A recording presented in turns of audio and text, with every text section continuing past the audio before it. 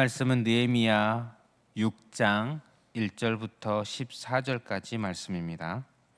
느헤미야 6장 1절부터 14절까지 말씀입니다.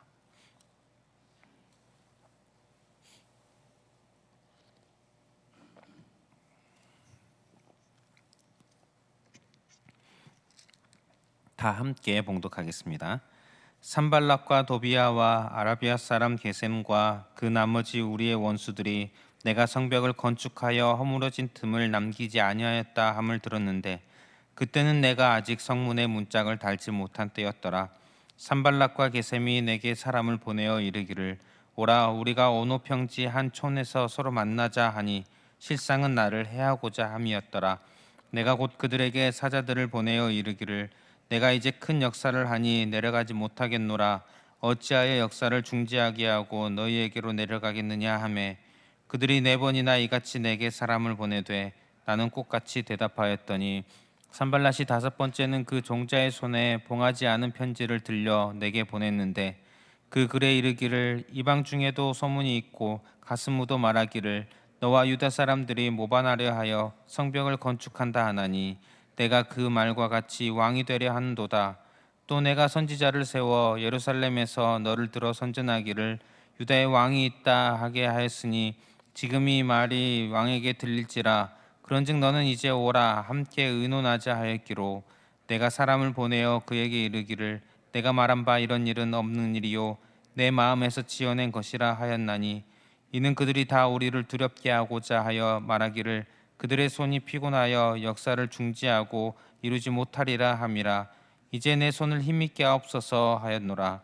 이후에 무에다벨의 손자 들라야의 아들 스마야가 두문 분출을 하기로 내가 그 집에 가니 그가 이르기를 그들이 너를 죽이러 올 터이니 우리가 하나님의 전으로 가서 외소 안에 머물고 그 문을 닫자. 저들이 반드시 밤에 와서 너를 죽이리라 하기로 내가 이르기를 나 같은 자가 어찌 도망하며 나 같은 몸이면 누가 외소에 들어가서 생명을 보존하겠느냐.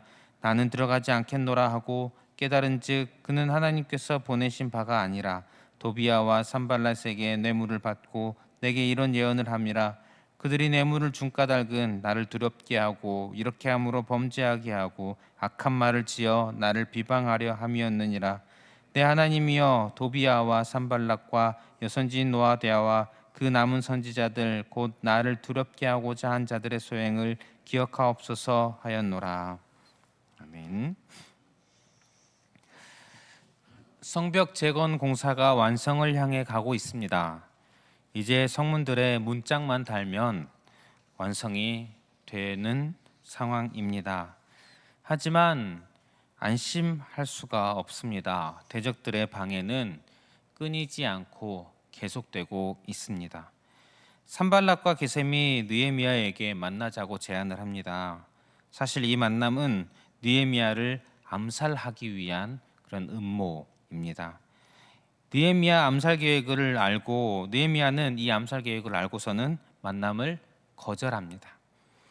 느헤미야가 거절하자 그들이 또다시 사람을 보내서 계속해서 만나자고 제안을 합니다. 그리고 느헤미야는 계속해서 거절합니다. 그렇게 4번을 거절합니다. 그러자 산발랏이 5번째로 또 만나자고 하는데 이번에는 봉하지 않는 편지를 함께 보냅니다. 편지를 봉하지 않았다는 것은 의도적입니다.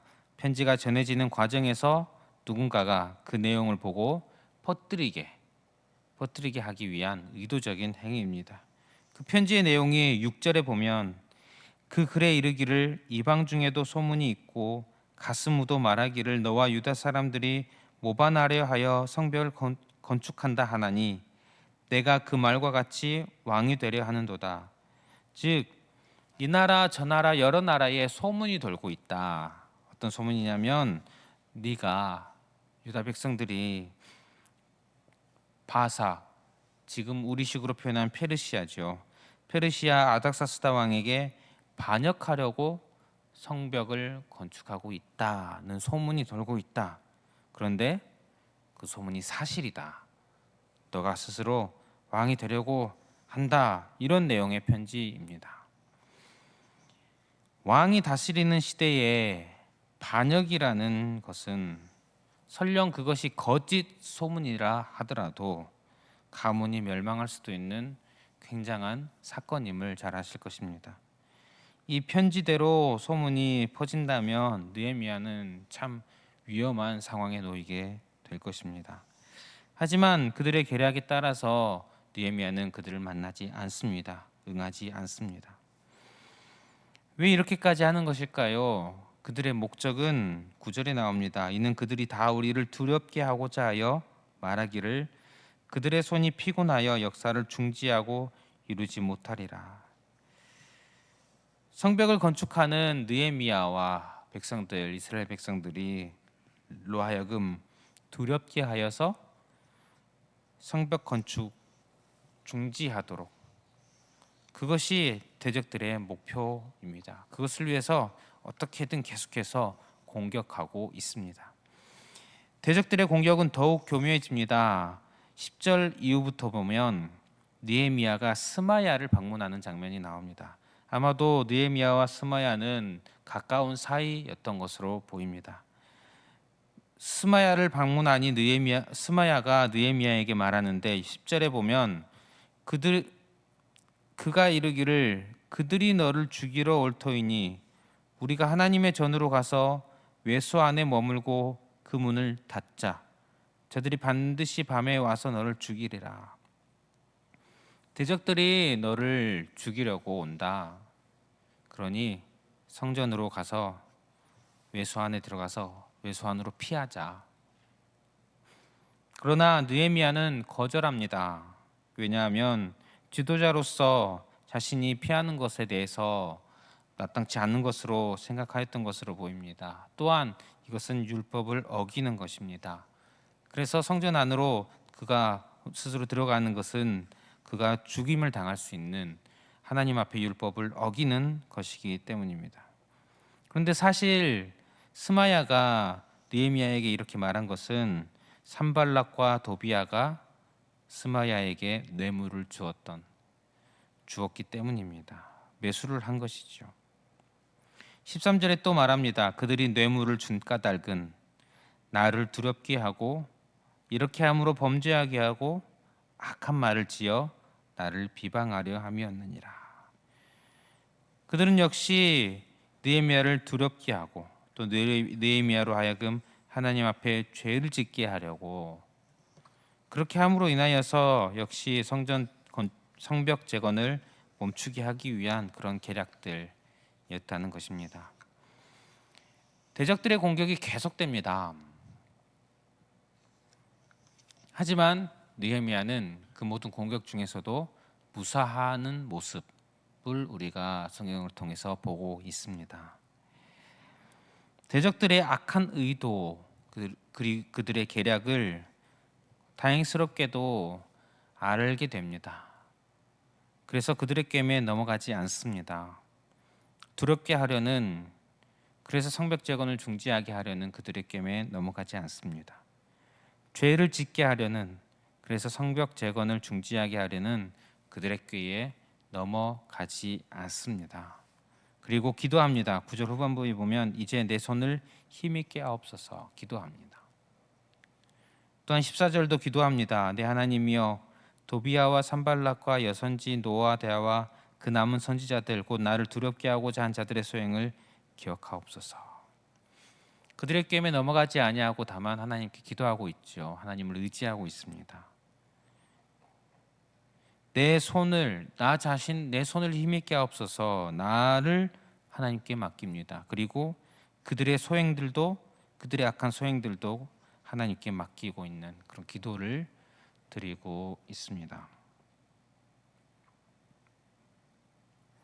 우리는 오늘 이 말씀을 보면서 사탄이 우리에게도 계속해서 공격한다는 사실을 다시 한번 생각하게 됩니다. 그러나 사탄이 아무리 우리를 공격한다 하더라도 하나님의 선한 손이 우리를 붙들어 주실 줄 믿습니다. 느헤미야가 지혜롭게 모든 일들을 잘 감당하였지만 대적들의 공격에 넘어가지 않았지만 이 모든 것은 하나님께서 선한 손으로 도와주셨기 때문입니다.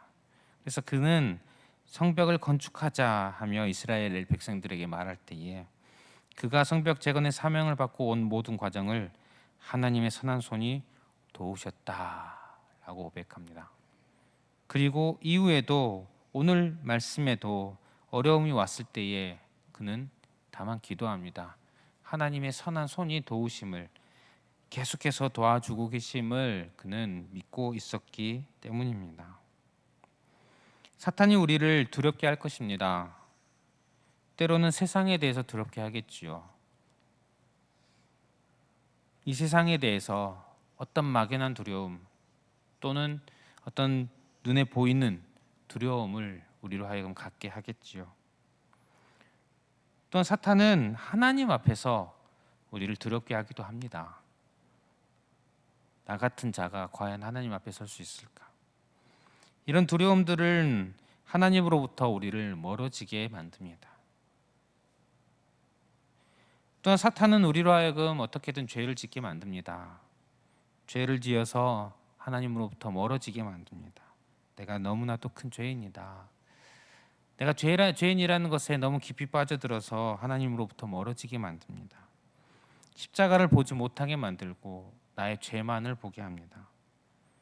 또한 반대로 내가 죄를 짓는데 전혀 죄를 지었다는 것을 알지 못하게 교만하게 만들기도 합니다.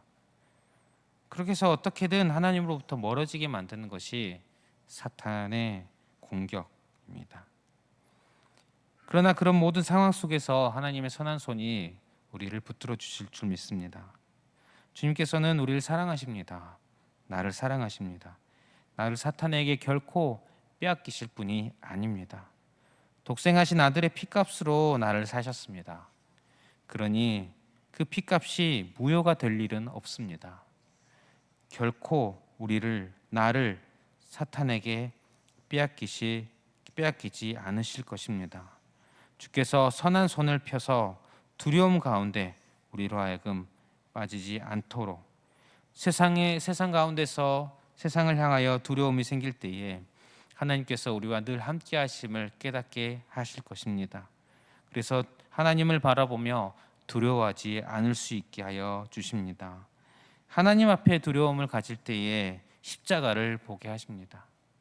내가 죄가 많고 하나님 앞에 설 수 없는 존재이지만 십자가가 있다는 사실, 예수 그리스도가 계시다는 사실, 그래서 십자가를 바라보며 담대히 하나님 앞에 나아갈 수 있다는 것을 다시 한번 깨닫게 해 주실 것입니다. 여러 가지 죄로부터 우리를 보호해 주셔서 하나님께서 우리를 지키실 줄 믿습니다. 그러므로 오늘도 사탄이 분명히 우리를 공격할 것인데 그 가운데서도 주께서 나를 분명히 지켜주실 줄, 주님의 선한 손이 나와 함께 하시는 줄 믿으시는 저와 여러분들 되시기를 바랍니다. 그러니 두려움 가운데, 죄 가운데 사로잡히지 않게 해달라고 기도하고 하나님과의 관계가 이전보다 더욱더 깊어지기를 기도하는 그런 저와 여러분들, 그래서 하나님과의 관계 속에서 하나님을 즐거워하는 하루의 삶을 살아가는 저와 여러분들 되시기를 축복합니다. 말씀을 기억하면서 기도하겠습니다. 두려움과 죄에 사로잡히지 않게 하여 주시옵소서. 주께서 지키실 줄 믿습니다. 믿음으로 이런 기도를 드리면 좋을 것 같습니다. 또한 주어진 기도 제목들을 가지고 기도하시고 개인의 기도 제목으로 기도하겠습니다.